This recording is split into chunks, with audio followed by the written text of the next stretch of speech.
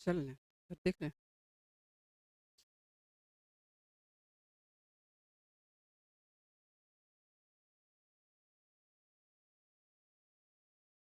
हो गया sir?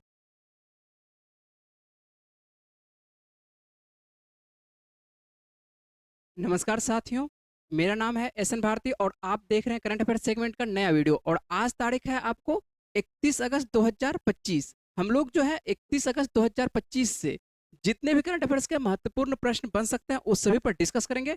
PDF आप हमारे टेलीग्राम चैनल से डाउनलोड कर सकते हैं, जिसका लिंक मैंने इस वीडियो को डिस्क्रिप्शन बॉक्स में दे दिया है। तो आप इस लिंक पर जाकर टेलीग्राम ज्वाइन कर सकते हैं। चलिए हम लोग स्टार्ट कर लेते हैं पहले प्रश्न से।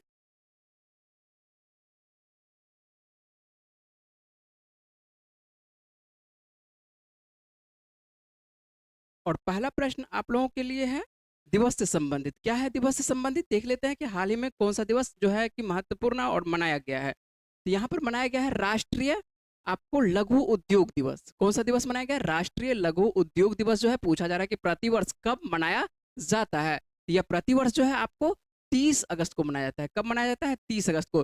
पूछा जा रहा है कि राष्ट्रीय लघु उद्योग दिवस जो है प्रतिवर्ष कब? तो प्रतिवर्ष कब? 30 अगस्त को। भारत में छोटे व्यवसायों के महत्व के बारे में कह सकते हैं कि जागरूकता फैलाने के उद्देश्य से प्रत्येक वर्ष जो है आपको 30 अगस्त को राष्ट्रीय लघु उद्योग दिवस मनाया जाता है। तो ध्यान रखना है कि राष्ट्रीय लघु उद्योग दिवस प्रतिवर्ष कब मनाया जाता है। तो ये आपको ध्यान रखना है कि 30 अगस्त को। और लघु उद्योग में किसको किसको शामिल किया जाता है? लघु उद्योग में वे उद्योग शामिल होते हैं जो छोटी मशीनों और कम जनशक्ति की मदद से कह सकते हैं कि निर्माण, उत्पादन और सेवाएं प्रदान करते हैं। तो यहाँ पर आपको ये भी कभी-कभी ध्यान रखना है कि मान के चलिए कि छोटी उद्योग किसको कहते हैं, तो या लो लघु उद्योग कह सकते हैं कि लघु उद्योग के अंतर्गत कह सकते हैं। यहाँ पर जो आपको देखने को मिलता है जो छोटी मशीनें का प्रयोग किया जाता है ना, कि छोटा-छोटा मान के चलिए कि उत्पादन किया जाता है किसी भी चीज़ का। और उसके बाद उतना व्यक्ति नहीं रहते हैं, आदमियों की जनसंख्या क्या होती है? कम होती है। उस सभी को जो है सम्मिलित किया जाता है आपको लघु उद्योग के अंतर्गत। लघु उद्योग जो है, यहाँ पर लघु उद्योग मंत्रालय 30 अगस्त 2000 को क्या करती है? लघु उद्योग के क्षेत्र के लिए एक व्यापक नीति पैकेज लॉन्च करती है। तो लघु उद्योग मंत्रालय के लिए जो है लघु उद्योग मंत्रालय के द्वारा जो है कब? ये 30 अगस्त 2000 को क्या किया जाता है? एक पैकेज लाया जाता है। और उस पैकेज का क्या नाम है? नीति पैकेज लॉन्च किया जाता है। यह नीति जो है भारत में छोटी फर्मों को कह सकते हैं महत्वपूर्ण सहायता प्रदान करती है। किसी प्रकार की भी हो सकता है कि लाइसेंस लाइसेंस देने के लिए, या हो सकता है कि आपको यहाँ पर जो है कुछ मान के चलिए कि लोन की व्यवस्था हो। तो ये सभी के लिए क्या किया जाता है? एक तरह से छोटी फर्मों को एक तरह से सहायता प्रदान करती है। और 30 अगस्त 2001 को 2000 मान के चलिए कि नीतिगत फैसला लाता है, योजना लाता है ना। योजना नहीं कह सकते हैं, एक तरह से ये क्या कह सकते हैं कि यहाँ पर जो है उद्योग मंत्रालय के द्वारा जो है आपको क्या देखा जा रहा है कि एक जो लाया जा रहा है यहाँ पर एक कह सकते हैं कि पैकेज है ना, कि आपको ये सब व्यवस्था देंगे। और इसके अंतर्गत आपको किसी प्रकार की कह सकते हैं कि जो कठिनाई होगी तो आपको उसको क्या किया जाएगा? दूर किया जाएगा। ये नीति पैकेज के अंतर्गत उद्योग मंत्रालय कहता है ना, कि जो जो छोटे व्यवसायी हैं उसको ये सब ध्यान रखना है।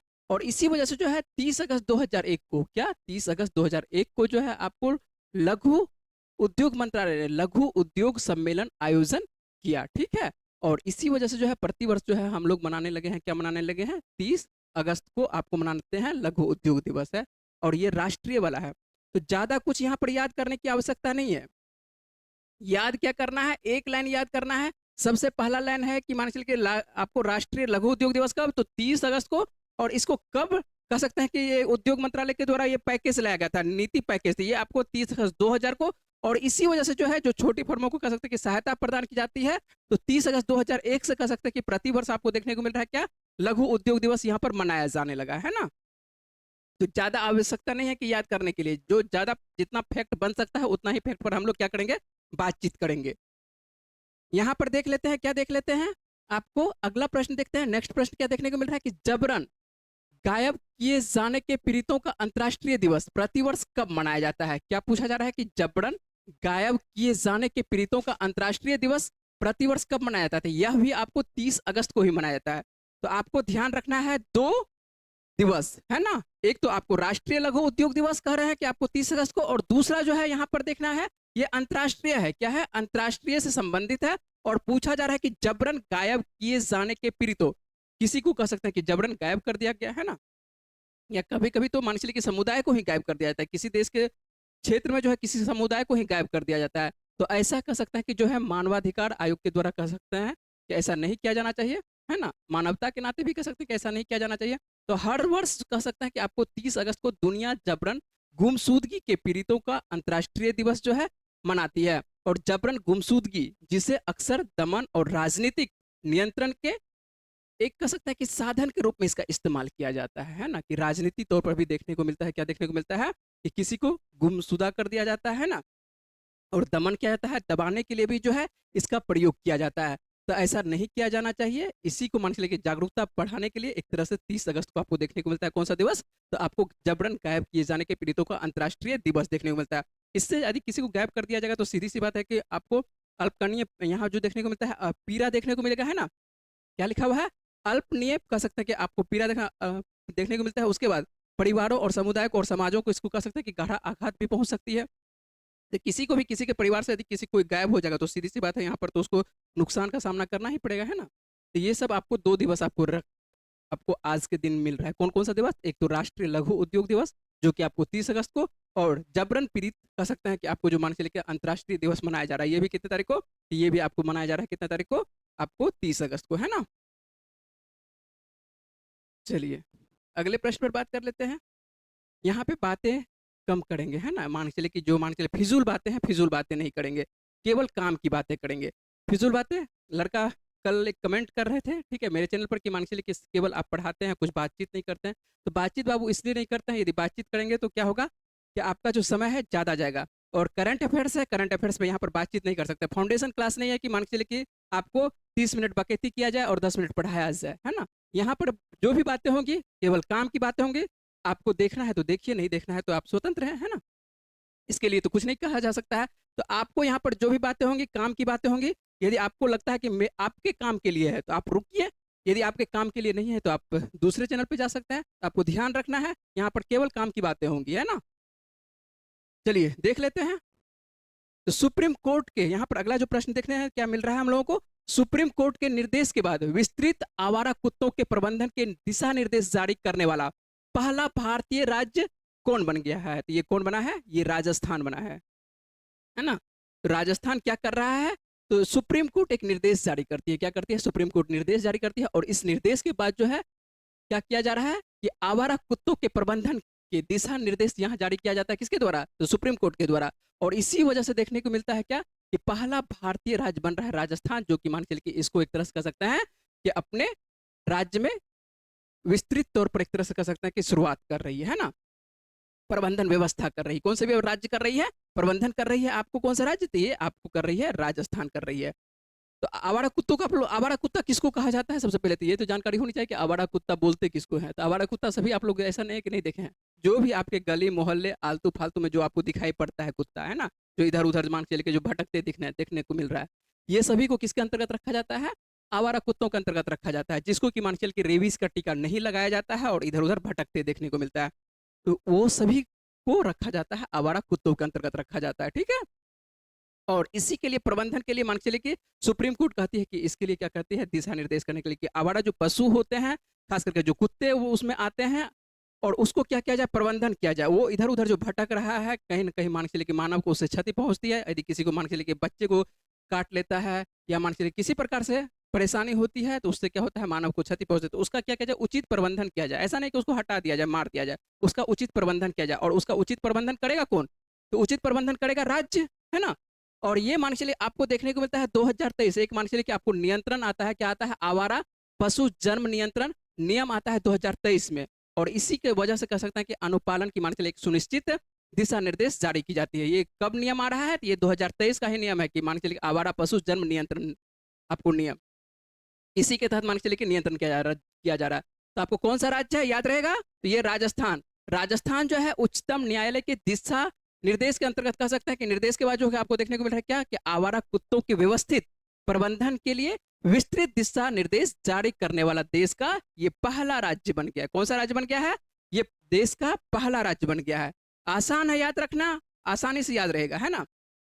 स्थानीय स्वशासन विभाग सभी नगर निगमों कह सकते हैं कि परिषदों और नगर पालिकाओं जो भी मान के चलिए इसके अंतर्गत आएंगे, नगर निगम आएंगे, परिषद आएंगे, उसके नगर पालिका सब रहेंगे, ये सभी कह सकते हैं कि आपको जो आवारा पशु नियंत्रण के अंतर्गत जो नियम 2023 में बनाई गई थी, इसका क्या किया जाएगा, कड़ाई से एक तरह से अनुपालन सुनिश्चित करने का इसको निर्देश दिया गया है। किसको?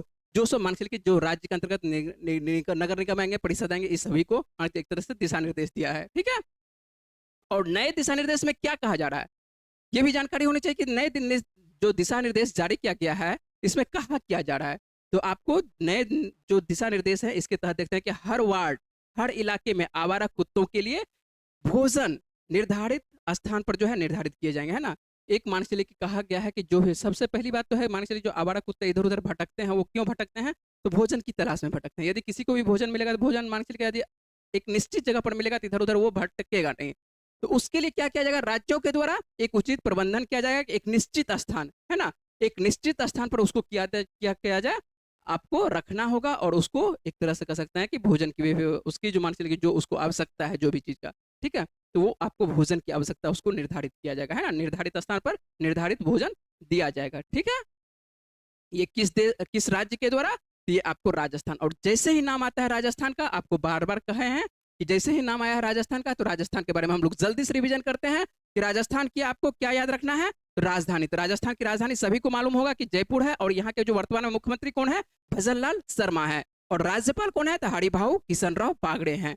कौन है राज्यपाल? राज्यपाल याद नहीं रहता है, तो राज्यपाल को आपको आवश्यकता है याद करने की कि हरिभाऊ किशनराव बागड़े। और उसके बाद लोकसभा की सीटें आपको बार बार बोलते हैं कि यहाँ पर यदि प्रतिदिन किसी न किसी राज्य के बारे में देखेंगे तो आपको सभी राज्य याद हो जाएगा। तो लोकसभा की कितनी सीटें हैं राजस्थान में, 25 सीटें हैं, और राज्यसभा की कितनी सीटें हैं, आपको 10 सीटें देखने को मिलती है आपको राज्यसभा की।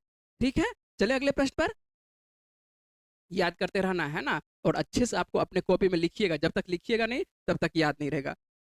अब देखिए अगला जो प्रश्न आपको देखने को मिलता है, ये आपके लिए क्या रहेगा, सबसे महत्वपूर्ण रहेगा आज का। यदि सेगमेंट देखेंगे तो आज के सेगमेंट का सबसे महत्वपूर्ण प्रश्न कौन रहेगा, कि जो कि किसी न किसी परीक्षा में आएगा ही, है ना, यह निश्चित है कि किसी न किसी परीक्षा में आएगा। और ये प्रश्न आप भी आई करके इसको क्या करेंगे, अपने कॉपी में इसको लिखेंगे। और ये प्रश्न क्या है देख लेते हैं कि अंतरराष्ट्रीय मुद्रा कोष का कार्यकारी निदेशक किसे नियुक्त किया गया है। किसके बारे में पूछा जा रहा है, कि आईएमएफ के बारे में, आईएमएफ के बारे में पूछा जा रहा है कि इसका जो कार्यकारी निदेशक है किसको नियुक्त कर दिया गया, किसको नियुक्त कर दिया गया है, उर्जित पटेल को। किसको नियुक्त किया है, उर्जित पटेल को। अच्छे से याद रखेंगे कि आईएमएफ का कार्यकारी निदेशक किसको नियुक्त कर दिया गया है, तो उर्जित पटेल को नियुक्त कर दिया गया। और उर्जित पटेल के बारे में आप लोग जानते होंगे कि उर्जित पटेल जो है आपको आरबीआई के पूर्व गवर्नर रह चुके हैं। आरबीआई के जो भारतीय रिजर्व बैंक है, तो भारतीय रिजर्व बैंक के ये पूर्व गवर्नर रह चुके हैं उर्जित पटेल। और इन्हीं को अंतरराष्ट्रीय मुद्रा कोष तो कह सकते हैं आपको कार्यकारी निदेशक नियुक्त कर दिया गया, क्योंकि अनुभव इनके पास ज्यादा है, तो अनुभव ज्यादा है, तो इसी वजह से जो है आपको कार्यकारी निदेशक नियुक्त किया गया है। और कैबिनेट की नियुक्ति जो है, कैबिनेट की जो यहाँ पर जो देखने को मिलता है, कैबिनेट की नियुक्ति समिति द्वारा जो है आपको पटेल की जो है नियुक्ति कितने वर्षों के लिए कर दी गई है, तो 3 वर्षों के लिए। कितने वर्षों के लिए, तो आपको अच्छे से याद रखना है कि 3 वर्षों के लिए आईएमएफ का कार्यकारी निदेशक इनको नियुक्त कर दिया गया है। तो याद रहेगा, ये जो आप तस्वीर देख रहे हैं यही है उर्जित पटेल, है ना। ये आरबीआई के 24वें गवर्नर रह चुके हैं, भारतीय रिजर्व बैंक के 24वें गवर्नर ये रह चुके हैं। और आपको याद रखना है, अब क्या याद रखना है कि आईएमएफ का जो अंतरराष्ट्रीय मुद्रा कोष है उसका कार्यकारी निदेशक किनको नियुक्त कर दिया गया है, उर्जित पटेल को नियुक्त कर दिया गया है। याद रहेगा। चलें अगले प्रश्न पर। यह प्रश्न आपको लिख के रखना है, अच्छे से लिख के नहीं रखिएगा तो भूल जाइएगा, है ना, तो अच्छे से लिखना है कॉपी में। चलते हैं अगले प्रश्न पर, क्या बात करते हैं। अगला प्रश्न, अगला जो प्रश्न हम लोग के सामने में है, इस पे देखते हैं कि क्या बात करना है ना, कि हाल ही में दिनेश कुमार पटनायक को जो है किस देश का, या किस देश में कह सकते हैं कि भारत का उच्चायुक्त, उच्चायुक्त कहने का अर्थ है कि राजदूत नियुक्त किया है। किस देश में, तो कनाडा में। अच्छे से प्रश्न को पढ़ेंगे। और किसके बारे में पूछा जा रहा है, तो आपको दिनेश कुमार पटनायक, किसके बारे में, तो दिनेश कुमार पटनायक के बारे में पूछा जा रहा है कि दिनेश कुमार पटनायक को किस देश में जो है भारत का राजदूत नियुक्त कर दिया गया है। तो किस देश में भारत का राजदूत नियुक्त कर दिया है, ये कनाडा में नियुक्त कर दिया गया है ना। तो भारत सरकार के द्वारा जो है विदेश सेवा के जो सीनियर अधिकारी हैं दिनेश कुमार पटनायक, इनको जो है कनाडा का कह सकते हैं, कनाडा में भारत का राजदूत नियुक्त कर दिया गया है। कनाडा में देखते हैं तो कनाडा में इससे पहले यदि कोई राजदूत थे तो उनका नाम था, कौन था, संजय कुमार वर्मा थे। ठीक है, और संजय कुमार वर्मा कह सकते हैं, और अन्य जो मान के लिए वरिष्ठ अधिकारी यहाँ पर थे यहाँ पर जो है कनाडा और संजय कुमार वर्मा के बीच में तालमेल सही से नहीं बन रहा था। यदि तालमेल मान के राजदूत का सही से नहीं बनेगा तो सीधी सी बात है कि भारत और कनाडा के बीच में ये संबंध क्या हो जाएगा, आपको अच्छा देखने को नहीं मिलता है। इसी वजह से जो है संजय कुमार वर्मा को क्या कर लिया जाता है, वापस बुला लिया जाता है और इनके स्थान पर किनको मान के लेके आपको बैठा दिया गया है, आपको नियुक्त कर दिया गया है दिनेश पटनायक को। किनको नियुक्त कर दिया है, दिनेश पटनायक को। याद रहेगा, ये जो आप तस्वीर देख रहे हैं यही है दिनेश कुमार पटनायक, ठीक है। और ये जो है आपको कहाँ के राजदूत बन रहे हैं, तो ये कनाडा का इनको राजदूत बनाया गया। और जैसे ही नाम आया है कनाडा का, तो कनाडा के बारे में जल्दी से रिवीजन कर लेते हैं। तो कनाडा की राजधानी है, आपको याद होना चाहिए कनाडा की राजधानी, सभी को याद होगा। कनाडा की राजधानी क्या है, ओटावा है। क्या है कनाडा की राजधानी, ओटावा। और यहाँ पर जो मुद्रा चलती है, कौन सी मुद्रा, डॉलर मुद्रा चलती है। और यहाँ पर जो वर्तमान में प्रधानमंत्री है ना, मार्क, यहाँ पर कौन है, कार्नी है। नए प्रधानमंत्री बने हैं कनाडा के, कौन, मार्क कार्नी बने हैं, ठीक है। तो आपको याद रखना है, मार्क कार्नी को भी याद रखना है। और ये आपको बता चुके हैं कि जब भी कोई देश का नाम आएगा, दो बातें आपको प्रतिदिन बोलते हैं। राज्य का नाम आएगा तो राज्य की राजधानी, मुख्यमंत्री, राज्यपाल, लोकसभा की सीट, राज्यसभा की सीट बात करेंगे। और उसके बाद जब भी देश आएगा तो कम से कम तो दो बातें जरूर याद करेंगे। एक तो राजधानी क्या है, मुद्रा क्या है ना। और यहाँ पर यदि इंपॉर्टेंट रहेगा प्रधानमंत्री, तो प्रधानमंत्री की भी चर्चा करेंगे। तो प्रधानमंत्री यहाँ पर इंपॉर्टेंट है, मार्क कार्नी इंपॉर्टेंट है, तो इसके बारे में भी आपको ध्यान रखना है ना। चले अगले प्रश्न पर।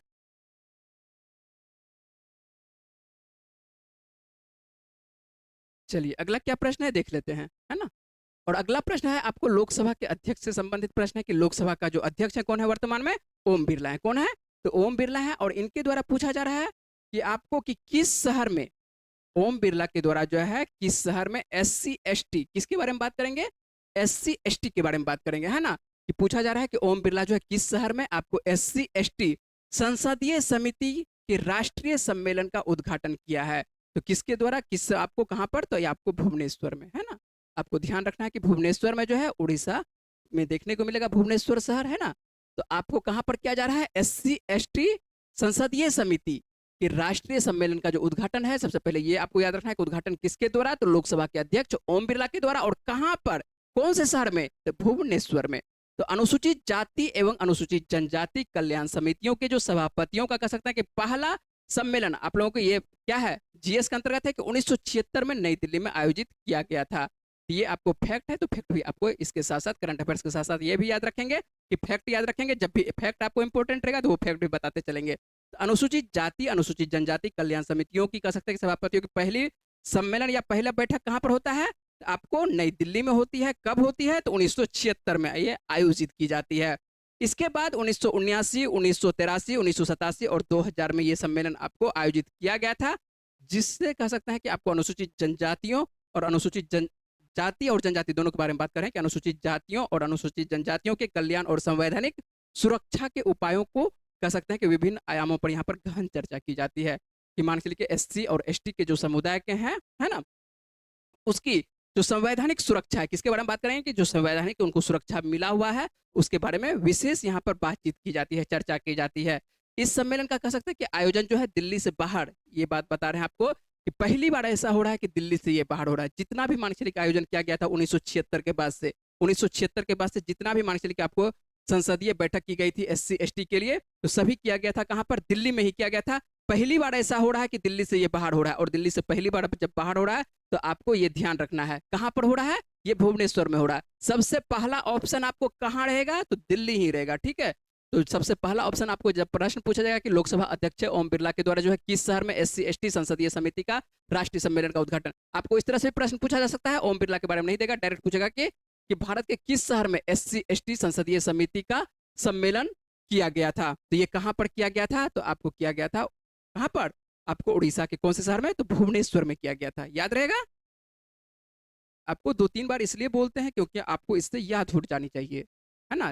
लिखते लिखते आपको 2-3 बार बोलिएगा तो याद हो जाएगा। तो ये आपको दिखाई पड़ रहे हैं, कौन दिखाई पड़ रहे हैं, आपको लोकसभा के जो अध्यक्ष है कौन है, ओम बिरला। और इन्हीं के द्वारा जो है संसदीय समिति जो एससी एसटी के लिए होती है उनका उद्घाटन किया गया है। तो उद्घाटन भी याद रखिएगा, किनके द्वारा किया गया है ये भी याद रखना है और कहाँ पर किया गया है। चलिए अगला प्रश्न देख लेते हैं कि अगला क्या प्रश्न है। ई मोबिलिटी से संबंधित है प्रश्न कि ई मोबिलिटी को बढ़ावा देने के लिए भारत के किस देश के साथ जो है आपको पूछा जा रहा है कि भारत का कौन सा राज्य कह सकते हैं या भारत के साथ डायरेक्ट दोस्ती पहल स्टार्ट की गई है, तो कौन सा, आपको नॉर्वे के द्वारा। किसके द्वारा, ये नॉर्वे के द्वारा, है ना। ई मोबिलिटी को बढ़ावा देने के लिए जो है भारत किस देश के साथ दोस्ती पहल शुरू की है? तो दोस्ती पहल किसके साथ शुरू किया जा रहा है? तो ये नॉर्वे के द्वारा शुरू किया जा रहा है। जो दिल्ली सरकार है, तो दिल्ली सरकार जो है अपनी नई इलेक्ट्रिक व्हीकल पॉलिसी की घोषणा जो है मार्च 2026 से लिखा हुआ है ना, क्या है कि आपको मार्च 2026 में मौजूदा आपको नीति की समाप्ति से पहले कर सकती है। तो यहाँ पर जो आपको जो व्हीकल संबंधित जो आपको पॉलिसी है, कौन सी पॉलिसी है? तो आपको यहाँ पर मार्च 2026 तक की ही पॉलिसी है और उसमें फिर से क्या देखने को मिलेगा? ये बदलाव, बार बार बदलाव देखने को मिलती है और इसी वजह से आपको देखने को मिल रहा है ई मोबिलिटी को बढ़ावा देने के लिए जो है भारत कह सकता है कि भारत का एक जो केंद्र शासित प्रदेश दिल्ली देखने को मिल रहा है, किसके साथ हाथ मिला रहा है? नॉर्वे के साथ। और इस पहल का कौन सा नाम है? कौन सा पहल का नाम है? दोस्ती पहल है। क्या नाम है? आपको याद रखना है कि कौन सा पहल है? ये दोस्ती पहल है ना, अच्छे से याद रखना है दोस्ती पहल को, ठीक है? कि दोस्ती पहल जो है किस देश के साथ की गई है? तो नॉर्वे के साथ की गई है ना? और ये किस लिए? ये आपको ई मोबिलिटी से संबंधित है, ठीक ना? दिल्ली में जो है आपको इलेक्ट्रिक मोबिलिटी को बढ़ावा देने के लिए मुख्यमंत्री यहाँ की जो है रेखा गुप्ता, इसके नेतृत्व वाली जो सरकार है Delhi Oslo smart transport initiative के साथ क्या कर रहा है? नॉर्वे से ये हाथ मिला रहा है ना। तो नॉर्वे के साथ हाथ मिला रहा है क्योंकि नॉर्वे क्या है? ई मोबिलिटी के कह सकते हैं कि ई मोबिलिटी में आपको बहुत सक्सेसफुल देश देखने को मिलता है नॉर्वे, और जो सक्सेसफुल रहता है उसी से हाथ मिलाया जाता है। इसका मतलब है कुछ ना कुछ वहां से सीखने को मिलेगा। अब बात कर लेते हैं, जैसे ही नॉर्वे आया है तो नॉर्वे के बारे में बात कर लेते हैं। तो नॉर्वे की राजधानी क्या है? तो नॉर्वे की राजधानी आपको ओस्लो है ना? ये अच्छे से आपको याद होगा। मुद्रा यहाँ पर क्या चलती है? तो मुद्रा क्रोन चलती है। मुद्रा क्या है? नॉर्वे की आपको मुद्रा क्या है? क्रोन है। और प्रधानमंत्री क्या कौन है यहाँ पर? तो जोनास गहर स्टोर है। कौन है? जोनास स्टोर गहर जो देखने को मिल रहा है, क्या देखने को मिल रहा है? ये प्रधानमंत्री आपको देखने को मिल रहा है ना। तो ध्यान रखना है, ये जो आपको ई मोबिलिटी से संबंधित है, नया पॉलिसी आने वाला है। हो सकता है कि आने वाले दिनों में मार्च 2026 से पहले मान के चलिए दिल्ली सरकार क्या करे? पॉलिसी को लॉन्च कर दे। भले मान के चलिए अप्लाई क्या होगा, मार्च के बाद अप्लाई होगा, लेकिन उससे पहले घोषणा कर दिया कि नई नई पॉलिसी में क्या क्या एक तरह से लेके आ रही है दिल्ली सरकार, है ना। चलिए अगले प्रश्न में बात करते हैं कि अगला क्या प्रश्न है। अगला देख लेते हैं क्या प्रश्न आपको देखने को मिल रहा है कि अमेरिका में, है ना, किसके बारे में बात कर रहे हैं कि अमेरिका में जो है आयोजित सिंक फील्ड कप 2025 का खिताब किसके द्वारा जीता जा रहा है? ये किसने जीता है? आपको वेस्ली सो के द्वारा जीता जा रहा है। किसके द्वारा? तो वेस्ली सो के द्वारा जीता जा रहा है। किसके बारे में बात कर रहे हैं? ये अमेरिका में बात कर रहे हैं कि अमेरिका में जो आयोजित हो रहा है कौन सा कप है? आपको सिंक फील्ड है ना, सिंक। आपको डायरेक्ट पूछा जा सकता है कि सिंक फील्ड कप का संबंध किस खेल से? उस वक्त आपको जो है नहीं बनेगा, क्योंकि आप यदि कहिए कि क्यों नहीं बनेगा, तो सिंक फील्ड यदि आप करंट अफेयर्स नहीं पढ़िएगा तब नहीं बनेगा। यदि आप करंट अफेयर्स किन्हीं से पढ़िए, जरूरी नहीं है कि मेरे से पढ़िए, किन्हीं से आप पढ़िए तो आपको तब बन जाएगा। लेकिन यदि आप भरोसे रहिएगा कि केवल लुसेंट के भरोसे या किसी जीके के किताब के भरोसे, है ना, कि जो जीके किताब या किसी टीचर के भरोसे, तो नहीं बन सकता, क्योंकि इसके बारे में नहीं पढ़ाया जाता है, ठीक है। ये सब जो आपको देखने को फैक्ट मिलता है, ये आप करंट अफेयर्स जब अच्छे से पढ़ते रहिएगा तब आपको बहुत नया नया चीज देखने को मिलता है ना। आइए देख लेते हैं। तो सिंक फील्ड जो आपको देखने को मिल रहा है, ये किनके द्वारा जीता जा रहा है? तो ये अमेरिकी आपको एक ग्रैंड मास्टर है वेस्ली सो, और इन्हीं के द्वारा जो है आपको जीता जा रहा है। ये किसको पराजित करते हैं? तो पराजित करते हैं एक भारतीय ही है, आर प्रज्ञानंद। आप नाम सुने होंगे आर प्रज्ञानंद का। तो आर प्रज्ञानंद को ये क्या कर देते हैं? पराजित कर देते हैं, है ना। और ये सेकंड स्थान पर रहते हैं। यदि तीसरे स्थान पर बात करें, ये करवाना रहते हैं। ये फाबियानो करियाना का भी नाम आप सुने होंगे। तो फाबियानो आपको करियाना जो देखने को मिलता है, ये भी कहाँ के देखने को मिलता है? ये अमेरिका के देखने को मिलता है ना, अमेरिका के ही एक खिलाड़ी है। तो आपको यहाँ पर किनका किनका नाम याद रखना है? आपको सिंक फील्ड संबंधित सीधे याद रखना है कि किसके द्वारा जीता जा रहा है? तो वेस्ली सो के द्वारा जीता जा रहा है ना। उसके बाद भारतीय कौन थे जो कि मान चलिए पराजित हो गए? तो यहाँ पर है आर प्रज्ञानंद, है ना।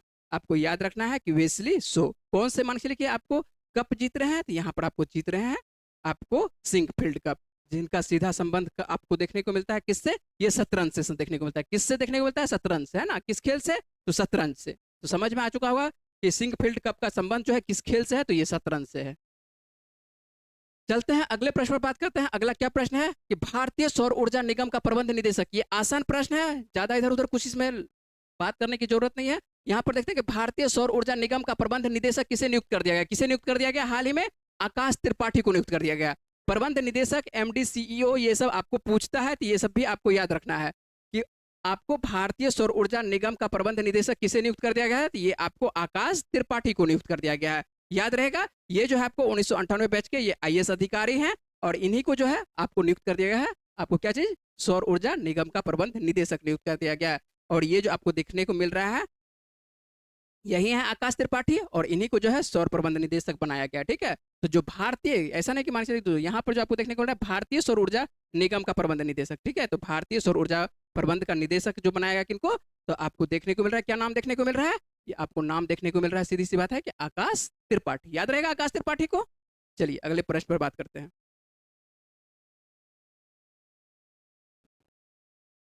अगला क्या प्रश्न है, अच्छे से देखेंगे कि किस राज्य या केंद्र शासित प्रदेश में कॉलेज के छात्रों के लिए जो है इलेक्ट्रिक यू स्पेशल बसों को लॉन्च किया गया है। किसके बारे में बात कर रहे हैं, आपको यू स्पेशल बसों के बारे में बात करने की। यू स्पेशल बसों को जो है लॉन्च किया गया है, ये कहां पर लॉन्च किया गया है, तो ये लॉन्च किया गया है आपको नई दिल्ली में, है ना। तो ये भी आपको ध्यान रखना है कि यू स्पेशल जो है बस जो है कहां पर लॉन्च किया गया है, तो आपको दिल्ली में। तो किस राज्य या केंद्र शासित जब भी पूछे तो आपको दिल्ली का नाम आपको याद रखना है ना। जो दिल्ली विश्वविद्यालय आपको देखने को मिल रहा है, जिसको कि शॉर्ट में डीयू बोलते हैं, कि आसपास के कॉलेज के कह सकते हैं कि छात्रों के लिए परिवहन का एक नया अध्याय यहाँ पर शुरू किया गया है। सीधा बात करते हैं, ये जो आपको बस स्टार्ट किया गया, कौन सी बस, आपको यू स्पेशल जो बस स्टार्ट किया गया है, तो दिल्ली के जो मान चलिए आपको विश्वविद्यालय के या कह सकते हैं कि आपको जेएनयू सब के जो छात्र हैं, इसके लिए खास करके स्टार्ट किया गया है, केवल छात्रों के लिए स्टार्ट किया गया है। और ये बस मान चलिए कि क्या नाम है, आपको नाम याद रखना है कि आपको यू स्पेशल बस, है ना। और ये किसके लिए, ये आपको दिल्ली के छात्रों के लिए, है ना। दिल्ली के छात्र मान के चलिए आसपास में उत्तरी दिल्ली हो, दक्षिणी दिल्ली हो या जेएनयू के आसपास के कहीं पर भी हो, आप दिल्ली यूनिवर्सिटी आ सकते हैं। सीधे तौर पर आपको ये दिल्ली के छात्रों के लिए स्टार्ट किया गया है। और दिल्ली की मुख्यमंत्री कौन है, रेखा गुप्ता, और इन्हीं के द्वारा ये सेवा स्टार्ट किया गया है। तो छात्रों के लिए कह सकते हैं कि एक अच्छा पहल है ना, क्योंकि वहां पे जो आप देखे होंगे कि दिल्ली में क्या होती है, बहुत भीड़ भाड़ का सामना करना पड़ता है। चलिए आते हैं अगले प्रश्न पर, और अगला प्रश्न देखते हैं हम लोग को क्या देखने को मिल रहा है। और यहाँ पर देखने को मिल रहा है आपको कि एशियाई विशाल का कछुए का पहला कह सकता है कि सफल कृत्रिम उष्मायन, है ना, पहला ही किया गया है। और सफल कृत्रिम उष्मायन आपको किस राज्य में किया गया है, तो ये कहां पर किया गया है, मणिपुर में, है ना। सबसे पहले यहाँ पर बात करेंगे कि एशियाई विशाल का कछुए के बारे में बात करेंगे। ये जो आपको कछुआ देखने को, कछुआ सबसे पहले आपको जानकारी होनी चाहिए कि कछुआ क्या है। आपको पानी में भी देखने को मिलता है ना, जल में भी देखने को मिलता है, आप स्थल पर भी देखने को मिलता है। यहाँ पर जो बात करेंगे, ये किसके बारे में बात करेंगे, ये जो विशाल का है, ये किसके बारे में, ये स्थल वाले के बारे में बात करेंगे, है ना। तो मणिपुर प्राणी उद्यान और भारत कछुआ संरक्षण यदि बात करते हैं कि कार्यक्रम ने जो है इस वर्ष एशियाई विशाल का कछुआ, जिसको कह सकते हैं कि आपको साइंटिफिक यदि नाम बात करें तो इसका साइंटिफिक नाम क्या होती है, आपको मनोरिया एमिस फेडी है। क्या है नाम साइंटिफिक, तो आपको मनोरिया एमिस आपको फेडी है। और इसी का पहला सफल कृत्रिम उष्मायन किया गया है। और इसके तहत जो है देखने को मिलता है कितने बच्चों को मान चलिए एक तरह से प्राप्त किया गया है, तो 28 बच्चे, है ना। 28 घोंसले से जो है कितने बच्चे, स्वस्थ बच्चे प्राप्त हुए हैं, 28 स्वस्थ बच्चे प्राप्त हुए हैं। और एशियाई विशाल का कछुआ जो है एक गंभीर रूप से कह सकते हैं कि लुप्त प्राय प्रजाति है, जो पूर्वोत्तर भारतीय राज्यों जैसे कि मणिपुर, आपको नागालैंड, मिजोरम और असम, मेघालय, ये सब के तरफ देखने को मिलता है ना। यहाँ का मूल कह सकते हैं कि जो आपको ये जो कह सकते हैं कि किस प्रजाति से देखने को, किस क्षेत्र के प्रजाति आपको, ये आपको पूर्वी भारत की तरफ से देखने को मिलता है ना। तो मूल रूप से ये पूर्वी भारत में ही, ये आपको देखिए इसका चित्र सबसे पहले आपको दिखा देते हैं। ये जो आपको कछुआ दिखाई पड़ रहा है, अच्छे से देखिए, ये जो है स्थल पर का कह सकते हैं कि विशाल का कछुआ है ना। और ये धीरे धीरे पृथ्वी पर से क्या हो रही है, समाप्ति की ओर है ना, लुप्त प्राय हो जाएगा यदि अच्छे से इसका संरक्षण ना किया जाए। तो संरक्षण न हो सकता है कि आने वाले दिनों में आपको क्या किसी को भी नहीं दिखाई पड़ेगा, है ना। तो ये आपको ध्यान रखना है। और इसी का यहाँ पर अब देखिए प्रश्न क्या पूछा जा रहा है, एक नाम आपको हो सकता है कि समझ में ना आया हो, कृत्रिम उष्मायन ये क्या होती है, क्या है कृत्रिम उष्मायन। तो आपको ये बता चुके हैं, क्या बता चुके हैं, जो बायोलॉजी पढ़ चुके हैं या बायोलॉजी नहीं पढ़े हैं, तो हो सकता है कि आने वाले दिनों में आपको बायोलॉजी पढ़ाया जाएगा। तो वहां पर आपको दो शब्दों का प्रयोग किया जाता है बायोलॉजी में। क्या प्रयोग किया जाता है, सुन लीजिए अच्छे से। सबसे पहला मान चलिए कि एक कहा जाता है कि मान चलिए कि उभयचर, है ना, कि उभयचर प्राणी के अंतर्गत कौन सा आता है। और उसके बाद एक बोला जाता है कि सरीसृप प्राणी कौन सा आता है। तो अब ये आपको बताना होगा कि आप सरीसृप के अंतर्गत इसको रखते हैं कि उभयचर के अंतर्गत रखते हैं। आपके दिमाग में क्या चल रहा है, किसको किसके अंतर्गत इसको रखिएगा। ये आपको बता चुके हैं, ये स्थल पर भी रहेगा और जल में भी, समुद्र में भी आपको देखने को मिलता है। समुद्र में भी आपको अच्छे अच्छे मान चलिए कि दूरी पर आपको देखने को ये मिलता है, समुद्री पानी में, है ना। और उसके बाद स्थल पर तो आपको पता ही रहेगा, स्थल पर भी ये देखने को मिलता है। तो आपको ये किसके अंतर्गत रखना है, तो बायोलॉजी के अंतर्गत जो बायोलॉजी वाले सर हैं वो आपको पढ़ाएंगे कि इसको जो है सरीसृप वर्ग के अंतर्गत रखा जाता है। किसके अंतर्गत रखा जाता है, सरीसृप वर्ग के अंतर्गत रखा जाता है। और सरीसृप वर्ग का खासियत ये होता है, ये जो अपने अंडे देती है, कहां पर आके देती है, ये स्थल पर आके अंडे देती है। कहां पर आके देती है, स्थल पर। और अब देखिए यहाँ पर क्या लिखे हैं कि कृत्रिम उष्मायन लिखे हैं। इसी शब्दों को पकड़ेंगे, इस शब्दों को थोड़ा समझ लेते हैं कि कृत्रिम उष्मायन कहने का यह अर्थ यह है कि इस क्षेत्र में अब धीरे-धीरे क्या हो रही है, जो मान के चलिए जितना इसको उचित तापमान की आवश्यकता होती है, उतना तापमान नहीं मिल पा रहा है। जिससे ये जो अंडे देती थी, वो अंडा क्या हो जाता था, मान के चलिए एक तरह से खड़ा हो जाता था, बेकार हो जाता था, है ना? निष्क्रिय हो जाता था। इससे होता ये था कि मान के चलिए कि आपको ये बच्चे एक तरह से कह सकते हैं, इसका जनरेशन आगे नहीं बढ़ पाता था। तो जब मान के चलिए कि अंडे अच्छे नहीं होंगे, तो सीधी-सी बात है कि बच्चे स्वस्थ पैदा हो ही नहीं सकते हैं। इसी वजह से जो है ये लुप्तप्राय प्रजाति की तरफ धीरे-धीरे जा रहा था। इसी वजह से यहाँ पर आपको देखने को मिल रहा है क्या कि भारत कछुआ संरक्षण के तहत देखने को मिल रहा है, इस पर क्या देखने को मिल रहा है? कृत्रिम ऊष्मायन। अब कृत्रिम ऊष्मायन अब समझ में आ जाएगा आपको। अब क्या है कि यहाँ पर जो है कह सकते हैं कि इसके अंतर्गत आपको उचित तापमान, जो इसको तापमान की आवश्यकता थी, है ना? वो तापमान कृत्रिम रूप से तैयार किया गया कि यदि मान लेते हैं कि आपको इसको 27 डिग्री टेम्परेचर मान लिए, जरूरी नहीं, तो 27 डिग्री मान लेते हैं कि टेम्परेचर की आवश्यकता है, तो 27 डिग्री आसपास क्या कर दिया गया है, इसके आसपास इन्वॉल्व वातावरण को बना दिया गया 27 डिग्री टेम्परेचर है, जिससे क्या हो कि बच्चे क्या हो जाएगा, जो अंडे जहां पर देगी, ये आपका बच्चा क्या होगा, स्वस्थ मान के चलिए उससे प्राप्त होगी। ठीक है, इसी वजह से देखने को मिलता है 28, तो ये मान के चलिए एक तरह से सक्सेसफुल है। 28 जब बच्चे प्राप्त होते हैं तो क्या है, सक्सेसफुल है ना? और जब अंडे दिया जाता है तो उसको क्या दिया जाता है, उष्मा दिया जाता है। ऐसा नहीं कि मान के चलिए कि आज कछुआ अंडा दिया है तो आज ही उससे क्या करते हैं, चूजा निकल जाएगा, बच्चा निकल जाएगा, है ना? तो कुछ दिन उसको क्या किया जाता है, रखना पड़ता है, उसको एक तरह से उष्मा दी जाती है ना? वहां कह सकते हैं कि सीधे तौर पर उष्मा दी जाती है। तो उष्मा जब दी जाती है कुछ दिनों के बाद प्राप्त होती है। इसी वजह से जो है यहाँ पर कृत्रिम उष्मायान लिखा हुआ, उसका पहला सफल कह सकते हैं कि आपको प्रयोग किया गया है कहाँ पर, मणिपुर में। आपको विशेष इस पे बातचीत की है, आपको अच्छे से याद रखना है, ये पर्यावरण से संबंधित प्रश्न है। और आपको ये आज का यदि आप पेपर उठाते हैं तो द हिंदू में आपको अच्छे से ये आपको प्रश्न कवर होगा, यही चित्र मिलेगा द हिंदू में और यही भाषा मिलेगा। ठीक है, लेकिन वहां पर इंग्लिश में मिलेगा, यहाँ पर आपको हिंदी में तैयार करके दिए हैं, वहां पर आपको यही भाषा सेम मिलेगा, आपको इंग्लिश वर्जन में मिलेगा। ठीक है, तो अच्छे से आपको इस प्रश्न को कवर करके रखना है। चलिए हम लोग बातचीत कर लेते हैं, पिछले वीडियो में क्या आप लोगों से प्रश्न पूछे थे, उसका सही आंसर क्या है। यहाँ पर आप लोगों से जो कल का प्रश्न था क्या है कि हाल ही में जो है इंगा रुगिनियन किस देश का प्रधानमंत्री इनको बनाया गया है या नियुक्त कर दिया गया है, तो किस देश का, इसको आपको जो है परसों के वीडियो में आपको पूरे विस्तार से बताए थे। इसका सही आंसर क्या हो जाएगा, लिथुआनिया, है ना? ये लिथुआनिया। तो जो भी छात्र इसके बारे में लिखे हैं उससे बहुत बहुत शुक्रिया। जो छात्र नहीं लिख रहे हैं कृपया आंसर लिखने की कोशिश करिए। जब तक आप आंसर नहीं लिखिएगा तब तक आपके बारे में पता नहीं चल पाता है कि मान के चलिए आप सही से पढ़ाई कर रहे हैं या नहीं कर रहे हैं। जैसे हम लोग आज आप लोगों से पूछ लेते हैं इसका सही आंसर क्या है, आपको बताना है कमेंट बॉक्स में। देख लेते हैं क्या है प्रश्न। तो हाल ही में किस देश ने मार्च 2026 से कक्षाओं में कह सकते हैं कि मोबाइल फोन पर प्रतिबंध लगाने की घोषणा की है। तो इसके बारे में जो है आपको कल के वीडियो में जो है पूरे विस्तार से आपको बताए थे कि किस देश में ऐसा किया जा रहा है कि आने वाले दिनों में जो है मार्च 2026 जो है कक्षा में कह सकते हैं मोबाइल फोन पर पूरी तरह से प्रतिबंध लगा दिया जाएगा। ऐसा कौन सा देश है, यदि आप वीडियो नहीं देखे हैं कल का तो आप जाके कल के वीडियो को पूरे वॉच करिए, अच्छे से ये प्रश्न आपको कवर होगा। यदि आप जान रहे हैं तो आपको जवाब देना है, कमेंट बॉक्स में जवाब देना है। चलिए आप लोगों को देख लेते हैं कि कैसा वीडियो लग रहा है। यदि आपको वीडियो अच्छा लग रहा है तो वीडियो को क्या करना है, लाइक करना है, और चैनल को क्या करना है, सब्सक्राइब करना है, और अपने दोस्तों के साथ वीडियो को क्या करना है, शेयर करना है। चलिए मिलते हैं आप लोगों से अगले वीडियो में, तब तक के लिए अपना ख्याल रखिए, पढ़ते रहिए, वीडियो में बने रहने के लिए बहुत बहुत शुक्रिया।